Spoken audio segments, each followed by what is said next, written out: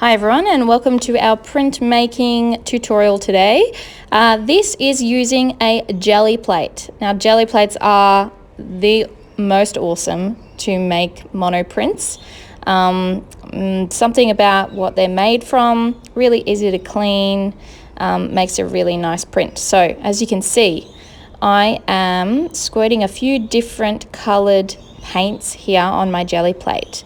The aim is with my brayer, which is this tool here, I'm going to now roll these paints really naturally, easily together. You might create a bit of a blend with the colours. You can see I've chosen all warm colours here.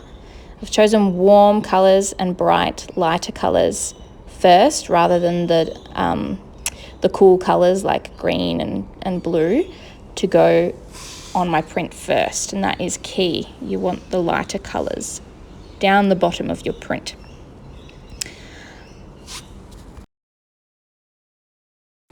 Okay, so I'm happy with that natural sort of blended look that I have on my jelly plate. Now I'm going to create a few patterns. Now forks are awesome to create lines in the jelly plate. So as you can see here, I'm just using my fork not too heavily, but heavy enough that you get that clear line in your paint. Printing responds really well to clear, thick lines through the paint. So make sure you've got enough pressure to create that.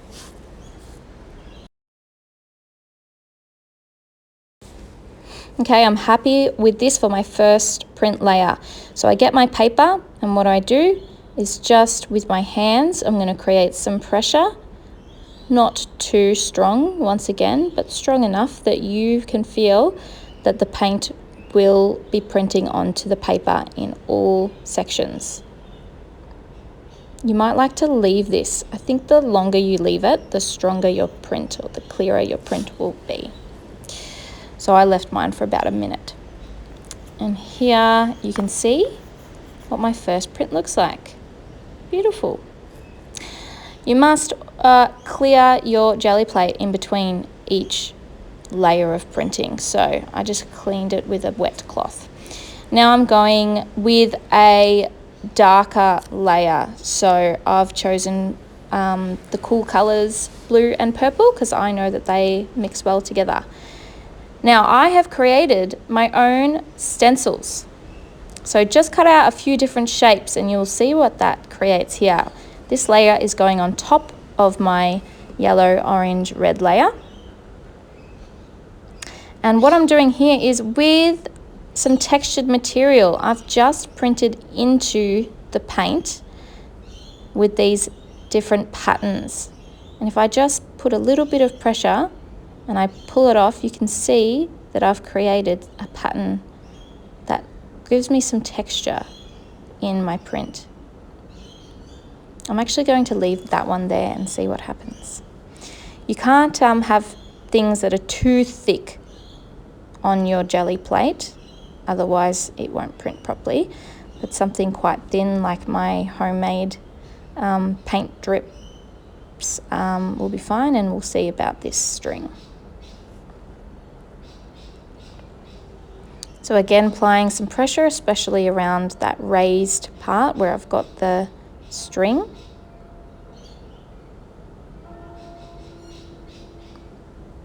See how we go. Okay.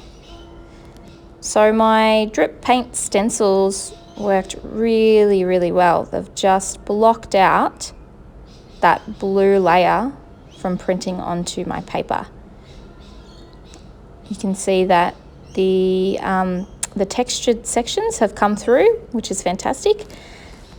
And the part where the string was kept has kind of created some dots there. So some of the paint has come through. I really like that because it just gives it a bit of more of a natural feel to it.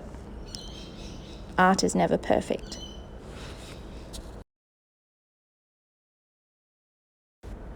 Okay, real quick wash.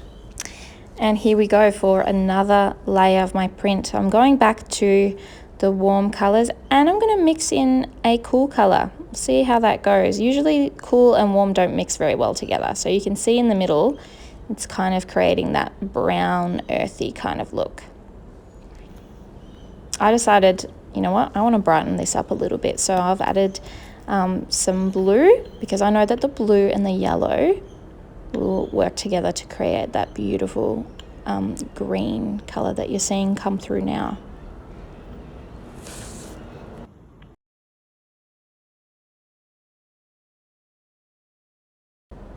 Okay, I'm now using an already made stencil that I have bought online,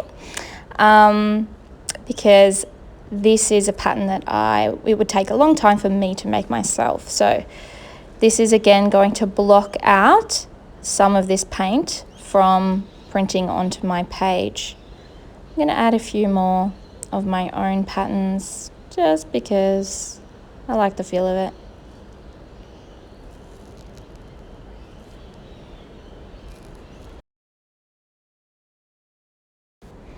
Okay, here we go. So putting that same paper back onto my jelly plate, using my hands to create some pressure,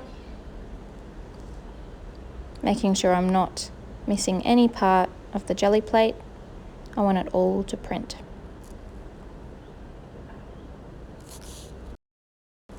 Okay, lifting this up nice and slow. See how we go. That stencil has worked really, really well. Blocked out some of the paint so we can still see through to the first layer that I've done, which is that bright, warm colors. And that is all of our techniques.